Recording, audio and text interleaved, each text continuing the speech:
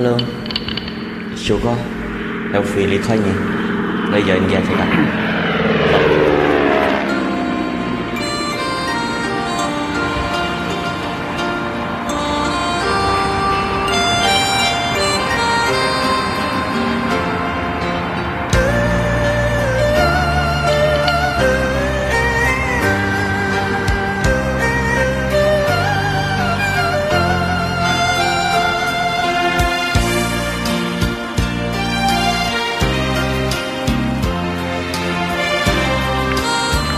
Phật kể bây giờ thân trọng họ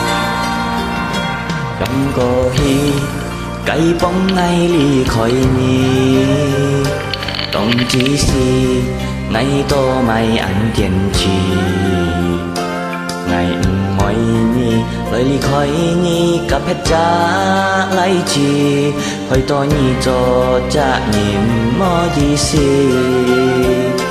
Kiếm bùa nhìn ngày héo vui lì khỏi nhì Xiong to nhì tuy ngày ăn dịu gì xì Nhà cây cầm chín cho nhà xím ly hàm ngày chung quân ngày lì Ngày tì bơi hắn oi lì khỏi nhì Để con si gian theo phân biệt Biến to chân chi si ngày cả nhì Ngày ơi xa nhì Thôi xin lì Mùi nhịt mùi da tiêm tiêm nam tên nhì Biong nhà xin lì Mùi nhịt phòn hì Thôi ngã xin lì Mỏi lì khỏi nhì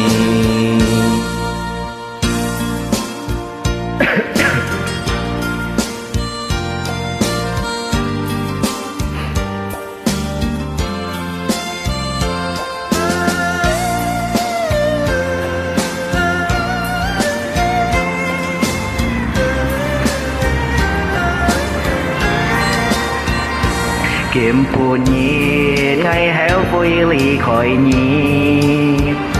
Xiong to nhì tôi ngày ăn dịu gì xì Nhà cây cầm chín cho nhà xím ly hàm ngày chung buồn ngày lì Ngành tì bơi hắn oi lì khỏi nhì Để con si gian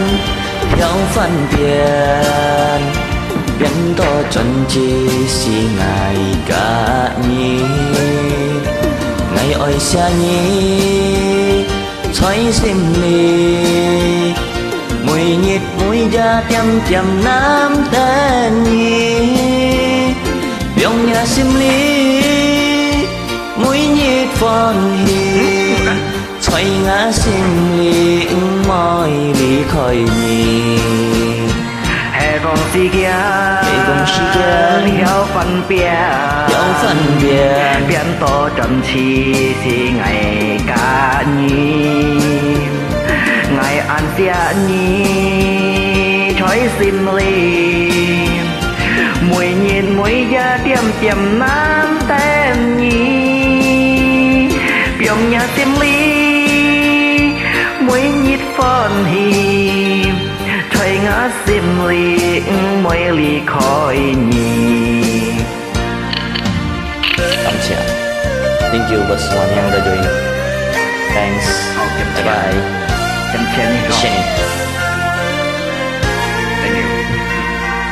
Follow Ricky Junior 22. Thank you.